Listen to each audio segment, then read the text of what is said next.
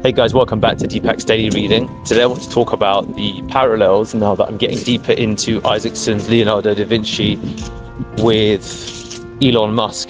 It's incredible to read two different books from the same era in terms of when they were written, but about people that lived in different times, different technologies, different, in many respects, everything, but also some vast similarities. So one of the interesting things to note about Da Vinci out of the gate is that I think he's purported to have read 150 plus books on the sciences, and if you consider the context, this is 15th century, and the fact that the Gutenberg printing press was still in its nascent stages, it's a pretty incredible feat. Books were expensive, they weren't that easy to come by, and it demonstrates his voracious appetite for learning.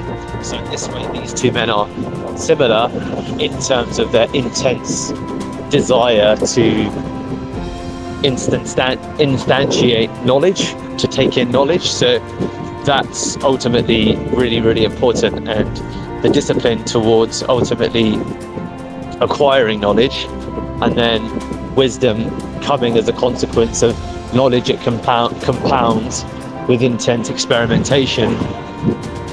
It, in Da Vinci's time, foreshadowed a little bit of the scientific method, and ultimately I liken it to the first principles concept that Elon Musk goes to when trying to understand something new. He goes back to first principles and the fundamental dynamics of things. So for me, it was really interesting just to see these parallels, and you get to learn about just a different range of ultimately areas that Da Vinci gets involved in when he attempts to learn intense mathematics through geometry. And as we go on to discover in later chapters, the abundance of experimentations that Da Vinci, that ultimately went unpublished, undergoes is pretty incredible. He fundamentally discovered quite a few theories hundreds of years, and we're talking hundreds of years, in advance of people like Galileo and Newton and others discovered them. It's just that they remained unpublished in his notes because he was famous for not finishing once he'd understood the theoretical fundamentals of a concept, and he would attempt to clarify through his incredible understanding of proportions, geometry, his artistic ability. So there's another chapter that's dedicated to ultimately the mechanical arts, and I've made a list of some of the things it talks about. His understanding of the principles of leverage, looking at the cadavers of animals, of horses, of humans, but also wanting to understand the mechanical workings of machines, if you will, in terms of the layered and scale drawings, and the way that he would seek to understand all of their constituent parts. So this is where he began to envision the usage of ball bearings to create further momentum. I mean, my lack of familiarity around this demonstrates my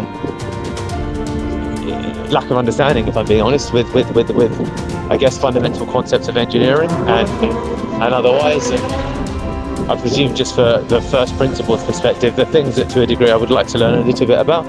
So he investigated perpetual motion, ratchet systems. He conceptualized a machine to grind needles, and there's more if you just look at the book in terms of the level of detail, as well as his understanding of math, as well as geometry, or rather using geometry to understand math, because he didn't deal that well with, or work that well with, what we consider now to be modern day calculus, which is mathematical formulas, I presume. So he was much more comfortable in spaces such as geometry, because it was concerned with visible, tangible things, I presume, if you will, where mathematics feels much more like a grammatical abstraction.